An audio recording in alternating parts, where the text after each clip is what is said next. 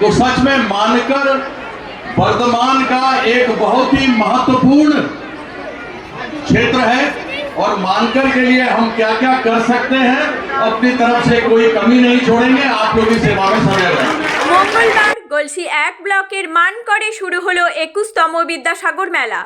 मानकर उच्च विद्यालयेर कथामाला मंचे मेलार सूचना करें सांसद कीर्ति आजाद।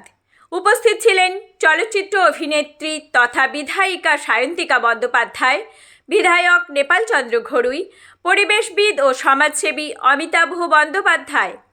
एदिन शुरूते प्रदीप प्रज्वलनेर पर विद्यालय प्रांगणे विद्यासागर, आइनस्टाइन, नजरुल, विवेकानंद, रवीन्द्रनाथ, मेघनाथ साहार प्रतिकृतिते माल्यदान करें अतिथिरा।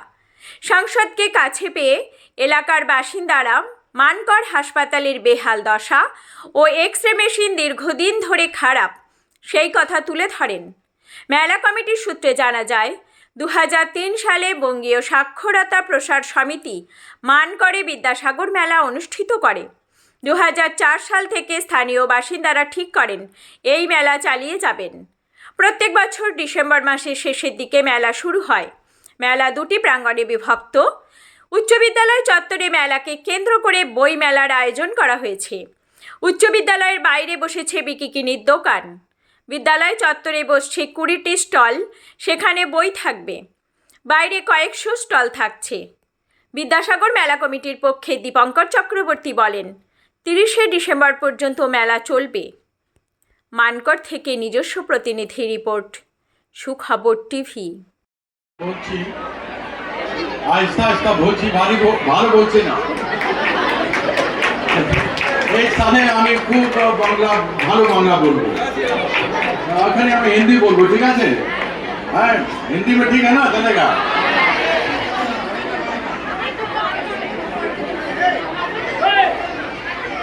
स्वर्गीय आदरणीय विद्यासागर जी केवल बंगाल के नहीं, हमारे देश के एक ऐसे साहित्यकार, व्यक्तित्व, गीतकार थे जिनका नाम केवल पश्चिम बंगाल में नहीं पूरे देश भर में लोग उनको याद करते हैं। हम उनको हाथ जोड़कर नमन करते हैं, उनको अपनी ओर से श्रद्धांजलि देते हैं। आज सच में आप लोगों के बीच में बहुत कुछ कहने को है। सबसे पहले तो ये कि हमको मेरे गांव घर से उठाकर मेरी बड़ो दीदी, हम सबों की दीदी, पश्चिम बंगाल की मुख्यमंत्री ममता बंदोपाध्याय आप लोगों के बीच में दुर्गापुर वर्धमान में सेवा करने के लिए भेजी। आप लोगों ने भूख भर भर के हमको जिताया, उसके लिए आप सबों का हम बहुत बहुत धन्यवाद करते हैं, जो आप लोग का आशीर्वाद है। अब हमको बताइए, जिसके लिए आप लोग इंतजार कर रहे थे उनके बारे में हम भी बहुत सुने थे। हम लोग के बीच में नामी गरामी, सुशील, सुंदर, स्वभाव में बड़ी अच्छी नायिका, एक्ट्रेस सायंतिका जी आई हैं।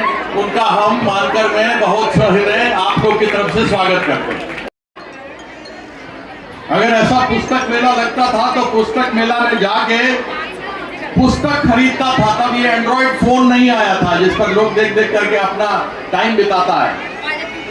हम लोग जाके मिट्टी पानी में खेलता था खुल के और किताब पढ़ता था। বিদ্যালয় স্থাপন করলেন। যদি আপনাদের এলাকায় মানকরে কেউ এরকম থাকেন আমাকে খবর দেবেন, তার বাড়ির চায়ের কাপটা আমি মেজে দিয়ে যাব।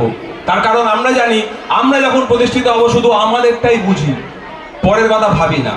সেইখানে দাঁড়িয়ে পণ্ডিত ঈশ্বরচন্দ্র বিদ্যাসাগর এবং তার মার্কেটিংটা বলি।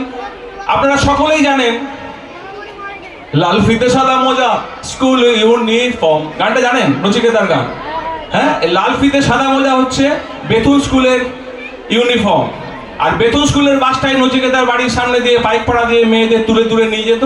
পড়াশোনা হয়ে গেলে আবার বেতুল স্কুলের বাস বাড়ি বাড়ি দিয়ে যেত। এটা কিন্তু বেতুল সাহেব যখন বিদ্যাসাগর মশাইকে দায়িত্ব দিলেন তখন তার দুটো কাঠের ঘোড়ার গাড়ি ছিল, মেয়েরা কিন্তু বাড়িতে চট করে সাইকেল নিয়ে, কন্যাশ্রীর সাইকেল নিয়ে বা কিছু একটা সাইকেল নিয়ে স্কুলে আসতে পারতো না।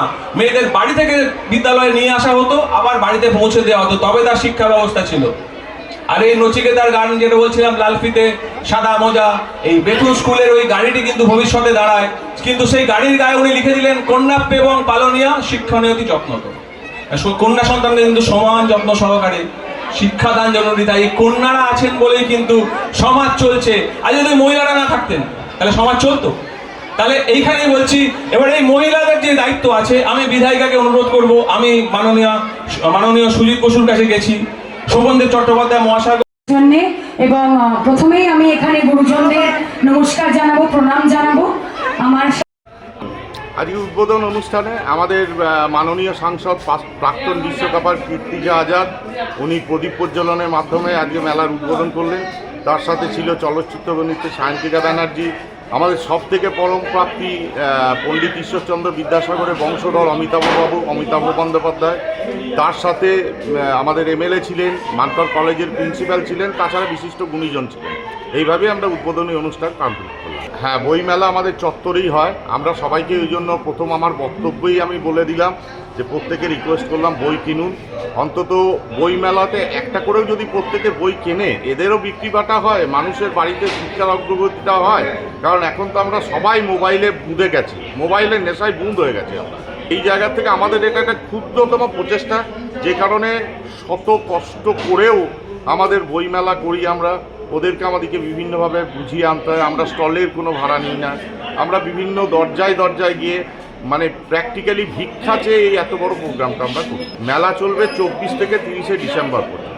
কথা বলে দিই, এখানে উল্লেখযোগ্য অনুষ্ঠানের মধ্যে প্রতিদিনই আমরা প্রায় প্রতিদিন কাল থেকে সাংস্কৃতিক প্রতিযোগিতা চলবে বিভিন্ন, এবং 30 তারিখে প্রাইজ ডিস্ট্রিবিউশন। তাছাড়া প্রতিদিন সান্ধ্য সাংস্কৃতিক অনুষ্ঠান।